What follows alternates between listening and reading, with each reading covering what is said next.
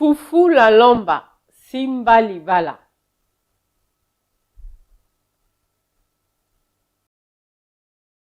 On a dit Simba Libala, bien tenir son foyer. Bamama boteleme.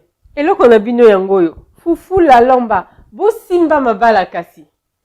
Du sakasaka au foufou, il n'y a qu'un pas. Quand ce ne sont pas les feuilles de la plante, ce sont les racines que l'on déguste. Le foufou, cette farine de manioc tant appréciée des Congolais. Explore pour cet aliment a fait les choses différemment.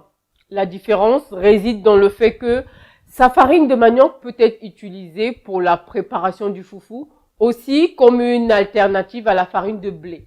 Innovant, n'est-ce pas?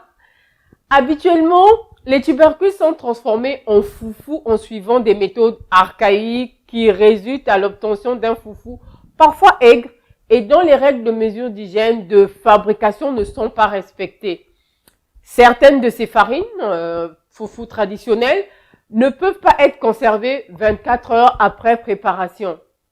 Toutes ces farines de manioc vendues dans le marché ont pour principal usage de préparation du foufou dans les ménages. Du fait de ces aléas, Explore a mis sur le marché une farine de manioc de haute qualité et multi-usage. C'est-à-dire une farine qui peut être consommée comme foufou, mais aussi comme une alternative intéressante à la farine de blé. La particularité de Simba Libala vient du fait qu'elle est très blanche, qu'elle est caoutchousseuse, qu'elle est délicieuse, qu'elle se conserve 48 heures après préparation. Et ça, c'est lorsqu'elle est consommée comme foufou. Quand elle est utilisée en pâtisserie, elle présente une apparence très proche de la farine de blé. Nous l'avons dit. Elle est ultra moelleuse, elle est inodore, contrairement à la farine de manioc vendue dans les marchés.